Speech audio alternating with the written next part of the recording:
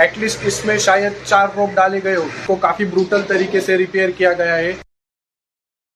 आज हमारे वर्कशॉप पर आई है होंडा शाइन बाइक। कस्टमर ने कहा कि इसका जो रियर टायर है वो पंक्चर हो चुका है, तो चलिए देखते हैं इसमें क्या प्रॉब्लम है। तो ये है बाइक और ये हमारे कस्टमर भाई। तो जैसा कि आप देख सकते हो कि ये जो टायर है ये ट्यूबलेस है और इसमें जो पंक्चर है वो उसे रोप प्लग की मदद से रिपेयर किया गया है, लेकिन वो लीकेज हो चुका है। मैंने जब टायर में लगे पंक्चर को अच्छे से एग्जामाइन किया तो मुझे ये मालूम हुआ कि इसको काफी ब्रूटल तरीके से रिपेयर किया गया है। एटलीस्ट इसमें शायद 4 रोप डाले गए हो। तो टायर के स्ट्रेंथ को जांचने के लिए मैंने इसके अंदर 60 एयर फिल की और 60 एयर फिल करने के बाद मैंने नोटिस किया कि इसके अंदर क्रैक्स और स्क्रैच फॉर्मेशन होना स्टार्ट हो गए थे पंक्चर के आसपास।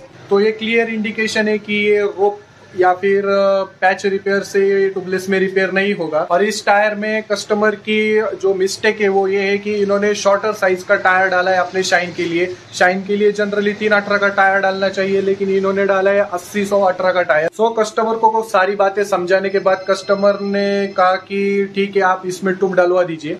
तो चलिए मैं इस टायर को फटाफट से खोल लेता हूँ और फिर मैं आपको बताता हूँ कि इसके अंदर क्या प्रॉब्लम हुआ है।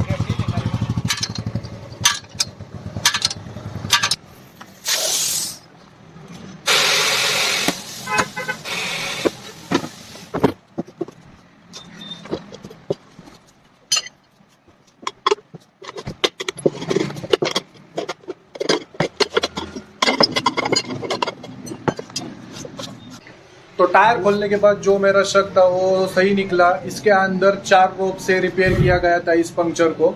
सो अच्छे से टायर को चेक करने के लिए मैंने इसको रिब में से बाहर निकाल लिया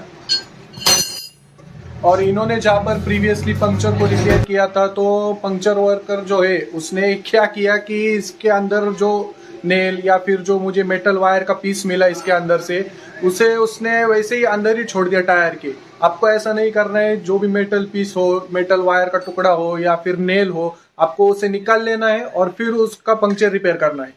सो इस केस में मैं आपको एक कस्टमर के लिए जो है वो एक प्रो टिप दूंगा और जो कस्टमर कंफ्यूज होते हैं, जो मिथ है कि ट्यूब टायर और ट्यूबलेस टायर के जो काफी सारे मिथ्स है, उसे भी मैं आज आपके सामने क्लियर करूंगा। तो कस्टमर के लिए मैं एक प्रो टिप बताता हूँ। प्रो टिप ये है कि इसके अंदर जब आप ट्यूब इंस्टॉल करोगे आपके ट्यूबलेस टायर में, तो आपको मेक श्योर करना है कि आपके जो रोप प्लग है वो उसे पुल आउट ना करे। आपको उसे सरफेस लेवल पर ट्रिम करना है, यानी कट कर देना है ब्लेड की मदद से। इसका जो फायदा ये है कि जो ट्यूब आप इंस्टॉल करोगे वो उसे डैमेज नहीं करेगा, मतलब रोप प्लग जो है वो ट्यूब को डैमेज नहीं करेगा। और सेकंडली अगर आप रोप प्लग को निकाल देते हो टायर में से तो आपको अननेसेसरीली आपको उसके अंदर पैच वर्क करना पड़ेगा, तो आप इस खर्चे से भी बच सकते हो।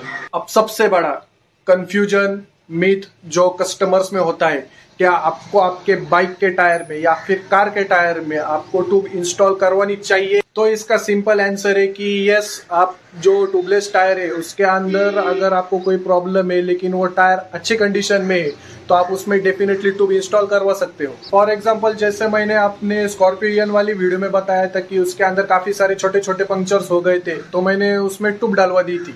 ये जो तरीका है ये कम्प्लीटली सेफ है, लेकिन आपको इसमें कुछ चीजें जो है उसे ध्यान देना काफी इंपॉर्टेंट होता है। जैसे कि आप जो ट्यूब परचेस कर रहे हो वो मैच करना चाहिए आपके ट्यूबलेस टायर के साइज से। सेकंड, जो आप ट्यूब परचेस कर रहे हो जरूरी नहीं कि वो ब्रांड्स की हो, जैसे यमरफ, जेके, सीएट ऐसे ब्रांड्स की हो, लेकिन आप अगर दूसरे कोई ब्रांड्स की परचेस कर रहे हो यानी ओईएम ब्रांड्स की परचेस कर रहे हो तो मेक श्योर कि वो ट्यूब जो है वो ओरिजिनल है। अभी जैसे मेरे केस में इस टायर पर लिखा हुआ है कि अगर आपको इसमें ट्यूब टायर करना चाहते हो तो आप इसमें सिंपली ट्यूब इंस्टॉल कर दीजिए। तो ये टायर ट्यूबलेस में भी चलते हैं और ट्यूब टाइप में भी चलते हैं। तो मैंने सारे रोप प्लग्स जो थे इसके अंदर मैंने वो 1 बाय 1 सारे अच्छी तरीके से ट्रिम कर दिए, कट कर दिए ब्लेड की हेल्प से। अब इसके अंदर ट्यूब इंस्टॉल होने के लिए रेडी है। तो चलिए मैं इसमें आप ट्यूब इंस्टॉल करवाता हूँ और फिर इस टायर को इस बाइक में फिट कर देता हूँ।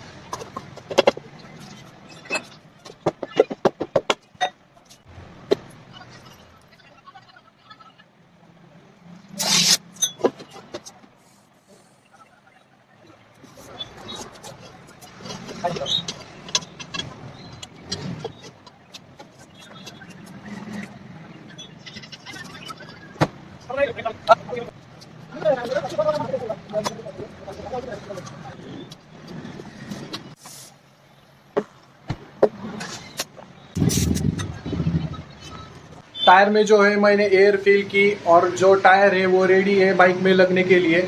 लेकिन ऐसे टायर का क्या फ़ायदा जो जल्दी आपका साथ छोड़ दे, ऐसे ट्यूबलेस टायर का। जनरली आपको ट्यूबलेस टायर ही प्रेफर करना चाहिए क्योंकि ईजी है, कन्वीनियंट है। लेकिन ऐसे जो प्रॉब्लम्स होते हैं कि छोटे छोटे पंक्चर्स आना, जो आपने पंक्चर रिपेयर किया है वो लीकेज होना, इसका जो जनरल रीज़न ये होता है कि जो टायर की स्ट्रेंथ है वो कमज़ोर है, इसलिए आपको ये सब प्रॉब्लम फेस करना पड़ती है। इसका अब जैसे मेरे केस में इसका जो मेन रीज़न है वो ये है कि इस टायर का जो साइज़ है वही शॉर्टर है, तो टायर क्या ही स्ट्रेंथ बताएगा। तो हमें ट्राई करना चाहिए कि इस टाइप के टायर को हम लेने से बचना चाहिए और हमें फुल साइज़ का जो रेगुलर साइज़ का टायर है वही हमें परचेस करना चाहिए।